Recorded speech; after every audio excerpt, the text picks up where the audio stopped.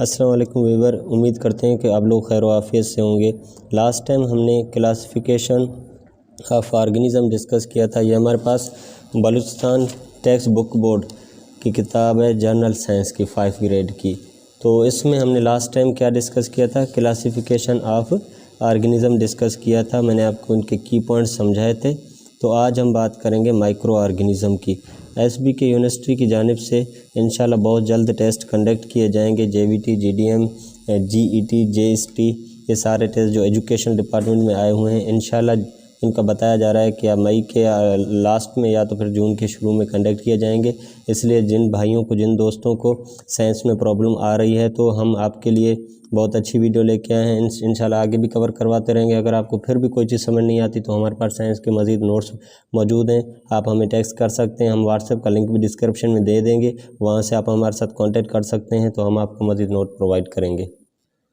तो आगे भी मतलब कि मैथ और साइंस या इंग्लिश के हवाले से भी वीडियो बना रहे हैं हम। जिन भाइयों को मैथ में मसला आ रहा है तो हम डिस्क्रिप्शन में लिंक दे देंगे, क्योंकि हमने बाकी वीडियो अपलोड किए हुए हैं, वहाँ पे आप जाके देख सकते हैं। और उसके अलावा कुछ भाई पूछ रहे हैं कि इंग्लिश में सर क्या आएगा, तो मैं इंशाल्लाह उसके लिए भी वीडियो बनाऊँगा। हमारे पास कुछ इस चैनल पर डायरेक्ट और इनडायरेक्ट भी दिए हुए हैं, एक्टिव पैसिव दिए हुए हैं, आप वो भी देख सकते हैं। इंशाल्लाह मज़ीद भी मैं इंग्लिश के ऊपर वीडियो बनाऊँगा।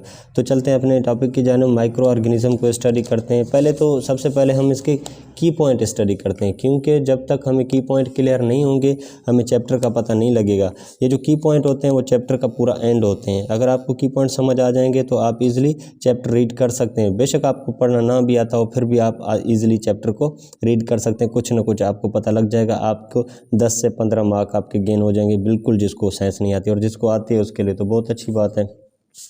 तो यहाँ पर हमारे पास पहला पॉइंट है, all those tiny organisms that can be seen only under the microscope are called the microorganism। बात किसकी कर रहा है? माइक्रो ऑर्गेनिज़म की कर रहा है कि ये माइक्रो ऑर्गेनिज़म होते क्या हैं। ठीक है, माइक्रो ऑर्गेनिज़म को हम किसकी मदद से देखते हैं? माइक्रोस्कोप की मदद से देखते हैं। अभी हमें ये तो पता चले कि माइक्रो ऑर्गेनिज़म होते क्या हैं, जिसे हम माइक्रोस्कोप की मदद से देखते हैं। तो मैं आपको समझाता हूँ। माइक्रो ऑर्गेनिज़म, ये रहा हमारे पास माइक्रो ऑर्गेनिज़म्स। ये 2 वर्ड्स की कॉम्बिनेशन है। ये हमारे पास 2 वर्ड्स की कॉम्बिनेशन है। एक हो गया हमारे पास माइक्रो, दूसरा हो गया हमारे पास ऑर्गेनिज़म। माइक्रो का माना क्या होता है? Micro means small, organism means living things. Organism means living things. ऐसे छोटे जानदार, लिविंग थिंग्स से आपको पता लग रहा है कि ये जानदार हैं, लिविंग जो कि ज़िंदगी रखते हैं। ठीक है, ऐसे जानदार जो कि इतने छोटे हैं, जो हमें आम आँख से नज़र नहीं आते, घूमते फिरते चलते फिरते हम उन्हें नहीं देख पाते, तो उनको हम क्या कहते हैं? माइक्रो ऑर्गेनिज़म कहते हैं। तो इन माइक्रो ऑर्गेनिज़म को हम किसकी हेल्प से देखते हैं? इनको हम देखते हैं माइक्रोस्कोप की हेल्प से। किसकी हेल्प से देखते हैं? माइक्रोस्कोप की हेल्प से। माइक्रोस्कोप की हेल्प से देखते हैं। अभी माइक्रोस्कोप आपने हॉस्पिटल्स में देखा होगा, जब आप ब्लड टेस्ट करवाने जाते हैं तो वो आपका ब्लड का सैंपल लेके माइक्रोस्कोप के ऊपर टेस्ट करते हैं, आपको बताते हैं कि आपको मतलब कि क्या कहते हैं, मलेरिया है या नहीं है। तो इस तरह फिर मज़ीद मतलब कि जो छोटे ऑर्गेनिज़म होते हैं जिनको हम अपनी आम आँख से नहीं देख सकते, तो उनको हम कहाँ देखते हैं? माइक्रोस्कोप पे देखते हैं। तो ये कहता है कि ऑल दोज टिनी, टिनी मतलब छोटा, all those tiny organisms that can be seen only under the microscope। ऐसे छोटे जानदार जिनको हम माइक्रोस्कोप की मदद से देखते हों, उन्हें हम माइक्रो ऑर्गेनिज़म्स कहते हैं। तो आप जाके चैप्टर के अंदर से थोड़ा पढ़ेंगे तो आपको हेल्प हो जाएगी। आगे हम बात करते हैं, अब वो माइक्रो ऑर्गेनिज़म होते क्या हैं हमारे पास, जिनको हम माइक्रोस्कोप से देखते हैं। ये हमारे पास हो गया वायरस, बैक्टीरिया पॉइंट नंबर 2 में, and fungi. Virus, bacteria and fungi are the major group of microorganism. Microorganism में हमारे पास जो मेजर ग्रुप है, सबसे बड़े ग्रुप, वो कौन से हैं? वायरस है, बैक्टीरिया है, फंजाई है। वायरस ए सेलुलर स्ट्रक्चर का होता है, मतलब कि वायरस में कोई सेल नहीं पाया जाता, ये पर्सन टू पर्सन डिवाइड होते रहते हैं। अगर एक इंसान में वायरस है तो वो दूसरे इंसान में भी कन्वर्ट हो सकता है। कैसे? जैसे कि कोरोना वायरस आपको याद होगा, तो हाथ मिलाने से या खांसने से, एक दूसरे के सामने बैठने से वायरस एक इंसान से दूसरे इंसान में ट्रांसफ़र हो जाता है। और आगे बैक्टीरिया भी बहुत छोटे होते हैं जो हमें आम आंख से नज़र नहीं आते। ज़्यादातर अगर आपने देखी होगी, आप किसी रोटी को साइड पे रख देते हैं तो कुछ दिनों के बाद तो उस पर मतलब कि ग्रीन सी लेयर चढ़ जाती है, वही बैक्टीरिया होते हैं। आगे हमारे पास फंजी भी क्या होते हैं? ये भी हमारे पास माइक्रो ऑर्गेनिज़म होते हैं।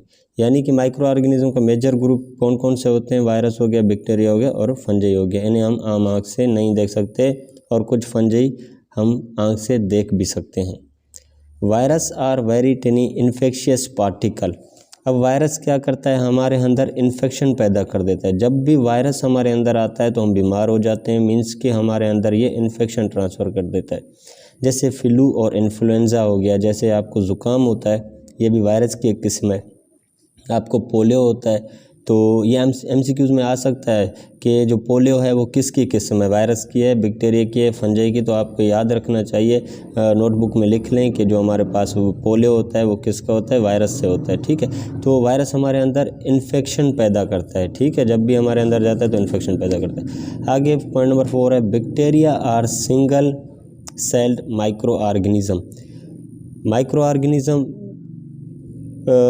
मैंने आपको बताया कि वो जानदार होते हैं जिन्हें हम आम आँख से नहीं देख सकते। अभी इसमें जो बैक्टीरिया है वो सिंगल सेल माइक्रो ऑर्गेनिज़म, मतलब कि बैक्टीरिया एक सेल से मिलकर बना होता है। जो एक से ज़्यादा सेल से मिलकर बने होते हैं तो वो हमारे पास फिर मल्टी सेलुलर हो जाते हैं, उन्हें हम आम आँख से देख सकते हैं। जो एक सेल पर मुश्तमिल हो वो क्या होते हैं? वो माइक्रो ऑर्गेनिज़म होते हैं। तो बैक्टीरिया भी हमारे पास कौन सा माइक्रो ऑर्गेनिज़म है? सिंगल सेल्ड माइक्रो ऑर्गेनिज़म है, मतलब कि इसको हम आम आँख से नहीं देख सकते। Found in the all type of the environment, ये हर तरह के माहौल में पाया जाता है। ठीक है, पानी में पाया जाएगा, आपकी सराउंडिंग, मतलब कि जहाँ हम रह रहे हैं तो ये हमारे सराउंडिंग भी पाया जाएगा, लेकिन ये हमें नज़र नहीं आएगा। क्यों नज़र नहीं आएगा? क्योंकि इसका जो सेल है वो सिंगल सेल है, एक सेल से मिलकर बना हुआ है। ठीक है, मज़ीद इसके सेल के टाइप होते हैं कि कोई राउंड होता है, कोई किस तरह, उस डीप में हम नहीं जाएंगे। बहरहाल आपने ये याद रखना है कि बैक्टीरिया जो होते हैं माइक्रो ऑर्गेनिज़म होते हैं और इनका सेल जो है ना वो एक सेल का होता है, एक सेल पे मुश्तमिल होते हैं और ये एवरीवेयर पाए जाते हैं। आगे हमारे पास पॉइंट नंबर 5 है, fungi are the simple unicellular or the multicellular organism. अब यहाँ पे आ रहा है यूनिसेलुलर की बात आ रही है और मल्टी सेलुलर की बात आ रही है। ऑर्गेनिज़म तो ऑर्गेनिज़म जानदार कोई कहते हैं, अब यूनिसेलुलर और मल्टी सेलुलर किसे कहते हैं? ठीक है, पहले हमने वायरस डिस्कस किया, बैक्टीरिया डिस्कस किया, अब हम फंजी डिस्कस कर रहे हैं। तो यूनिसेलुलर वो ऑर्गेनिज़म होते हैं जो एक सेल पर मुश्तमिल होते हैं और जो आम आँख से नज़र नहीं आते। जैसे कि यहाँ पे बैक्टीरिया था, सिंगल सेल पर मुश्तमिल था। ठीक है, अब फंजी के बारे में कह रहा है कि फंजी हमारे पास यूनिसेलुलर भी होते हैं, मल्टी सेलुलर भी होते हैं। मैंने आपको ऊपर बताया कि कुछ फंजी हम आम आँख से देख भी सकते हैं, तो इसलिए कुछ फंजी एक सेल के बने होते हैं जो हमें नज़र नहीं आते, कुछ फंजी जो है एक से ज़्यादा सेलों से मिलकर बने होते हैं, वो हमें आराम से नज़र आ जाते हैं। ठीक है, तो ये फंजी हमारे पास क्या होते हैं? मल्टी सेलुलर भी होते हैं, यूनिसेलुलर भी होते हैं। अगर आपने हमारी पहली वाली वीडियो नहीं देखी साइंस की तो वो भी देख लें, उस पर भी मैंने फंजी पे बात की है कि फंजी हमारे पास क्या होते हैं और इनको कौन से ग्रुप में रखा गया? इनको प्रोटेस्टा ग्रुप में रखा गया है। ठीक है, हमने 5 ग्रुप बनाए थे, 5 किंगडम बनाए थे, तो फंजी को हमने प्रोटेस्टा में रखा है, वो आप देखेंगे तो आपको पता लग जाएगा। आगे हम बात कर रहे हैं पॉइंट नंबर 6 के ऊपर। अभी पॉइंट नंबर 6 हमारा क्या कह रहा है? Some microorganism do decomposition. अभी डीकम्पोजिशन के क्या मानी है? माइक्रो ऑर्गेनिज्म तो हो गया जानदार, अब माइक्रो से क्या पता लग रहा है? कि शुमाल। ऑर्गेनिज्म से क्या पता लग रहा है? कि जानदार, वो छोटे जानदार जो क्या करते हैं? डीकम्पोजिशन करते हैं। डीकम्पोजिशन मीन्स के ब्रेक डाउन करते हैं, ब्रेक डाउन मीन्स के तोड़ फोड़ करते हैं, ब्रेक डाउन करते हैं मतलब तोड़ फोड़ करते हैं। अभी एक तो बहुत छोटे जानदार हैं, नज़र नहीं आते, तो वो कैसे तोड़ फोड़ करते हैं, क्या चीज़ तोड़ते हैं? तो वो मैं आपको बताता हूँ कि क्या चीज़ तोड़ते हैं, क्या तोड़ फोड़ करते हैं। यहाँ पे लिखा भी हुआ है, they break down the complex matter. Complex matter की भाई ये ब्रेक डाउन करते हैं। यहाँ पे अब हमें कैसे पता चलेगा कि ये कॉम्प्लेक्स मैटर क्या होते हैं? अगर मैं आपको सिंपल मिसाल देता चलूँ कि ज़्यादातर आप क्या करते हैं, सब्जियों के छिलके जाके मतलब कि आप अपने घर के बाहर फेंक आते हैं, या उसके अलावा कोई जानवर मर जाता है तो उसको भी बाहर फेंक आते हैं, तो वो कैसे गल सड़ जाते हैं? ये छोटे बैक्टीरिया और फंजी होते हैं क्या करते हैं कि उनको ब्रेक डाउन करके ज़मीन के अंदर लेके जाते हैं, फिर इससे ज़मीन की फर्टिलिटी, ज़मीन की ज़रख़ेज़ी इंक्रीज़ होती है। वो भी बहुत एक लंबा प्रोसेस है, वो मैं आपको नहीं समझाऊंगा, उसमें नहीं जाएंगे डिटेल में।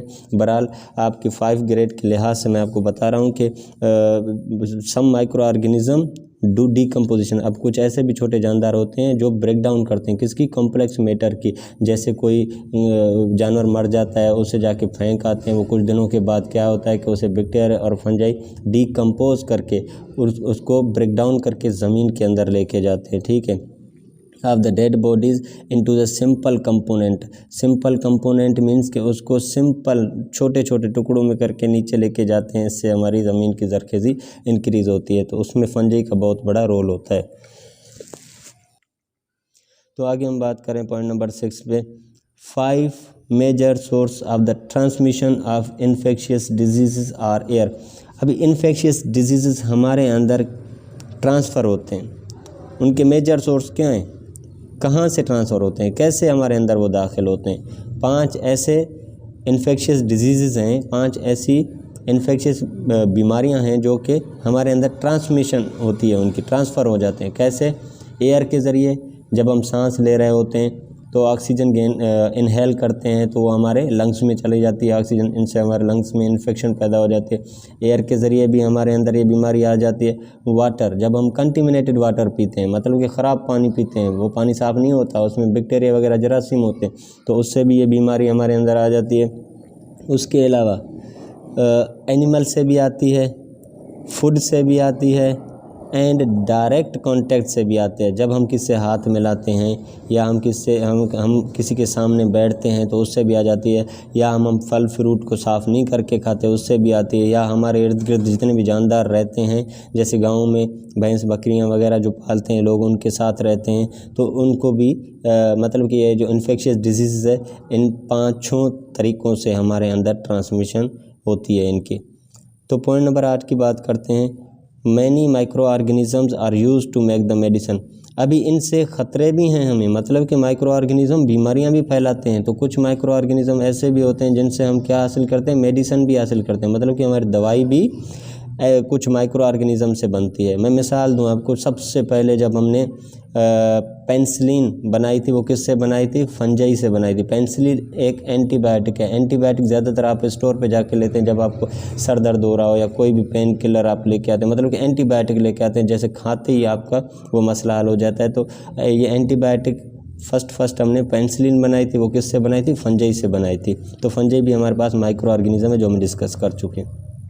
Point number 9, in order to prevent the infection, कहता है कि in order to prevent the infection. अभी इन्फेक्शन तो वैसे भी मतलब ये बीमारियां हो जाती हैं, किसी न किसी में ट्रांसमिशन हो जाती हैं इनकी, एयर, वाटर, एनिमल फूड और डायरेक्ट कंटेंट से। तो हम इनको कैसे मतलब कि प्रिवेंट करें, इनकी कैसे हिफाजत करें कि वो हमारे अंदर दाखिल ना हो। तो we should keep ourselves neat and clean. हमें अपने आप को साफ़ सुथरा रखना चाहिए, यानी कि हमें अपने आप को साफ़ सुथरा रखने की ज़रूरत है। अगर हम अपने आप का ख्याल नहीं रखेंगे, साफ़ सुथरा नहीं रखेंगे, अपने एनवायरनमेंट को साफ़ नहीं रखेंगे, तो इससे हो सकता है कि ये सारी बीमारियां हमारे अंदर पाई जाएं या हमारे आर्गन वगैरह को भी मतलब कि डैमेज करें।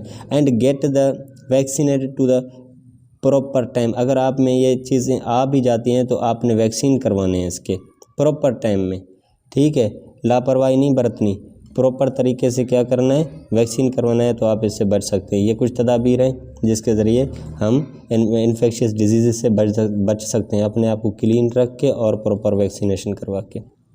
Point number 10, food items of the daily uses. जो हम डेली बेसिस पे फूड यूज़ करते हैं, डेली बेसिस पे जो हम फूड आइटम यूज़ करते हैं, क्योंकि हर घर में सब्ज़ी तो पकती है, डेली बेसिस पे 3 टाइम हर कोई खाना खाता है, जैसे योगर्ट हो गया, ब्रेड हो गया, are prepared by the using the microorganism. आपको ये भी पता होना चाहिए कि हमारी जो दही है वो बैक्टीरिया की वजह से बनती है। अगर बैक्टीरिया ना हो तो हमारी दही कभी नहीं बनेगी। तो ये बैक्टीरिया हमारे फूड आइटम में भी हमारे काफ़ी हेल्पफुल साबित होते हैं। जैसे ब्रेड है, ये यीस्ट की वजह से होता है। यीस्ट भी हमारे पास एक माइक्रो ऑर्गेनिज्म जो कि फंजी की एक किस्म है, ठीक है। Are prepared by the using microorganism. कुछ माइक्रो ऑर्गेनिज्म हमारे इन्वायरमेंट में पाए जाते हैं, जैसे बैक्टीरिया हो गया, फंजी होगी, वायरस हो गया। चलो वायरस तो इसमें नहीं रोल प्ले करता, क्योंकि वायरस में सेल नहीं पाए जाते, ये एक इंसान से दूसरे इंसान में ट्रांसफ़र होता है। लेकिन बैक्टीरिया वगैरह ये हमारे फूड आइटम को भी प्रिपेयर करने में हमारी मदद देते हैं। उम्मीद करता हूँ कि आपको ये हमारी वीडियो बहुत अच्छी लगी होगी। हम आपके लिए मेहनत करके वीडियो बनाते हैं, तो काइंडली आप हमारे चैनल को सब्सक्राइब कर दें, वीडियो को लाइक कर दें। और जब तक ये टेस्ट नहीं होते हम ऐसी अच्छी वीडियो बनाते रहेंगे। अगर आपको किसी और सब्जेक्ट में कोई भी मसला आ रहा है तो आप हमें कमेंट कर सकते हैं, इंशाल्लाह वो आपको मसलों को दूर करने की कोशिश करेंगे। और बहरहाल हमारा व्हाट्सएप का लिंक डिस्क्रिप्शन में दिया हुआ है, वहाँ पे जाके हमारे साथ कांटेक्ट करें। हम आपको मज़ीद नोट्स प्रोवाइड करेंगे इंग्लिश के हवाले से, मैथ के हवाले से। जिस भाई को जो भी मसला है वो हमारे साथ रब्ता कर सकता है। जज़ाकल्लाह।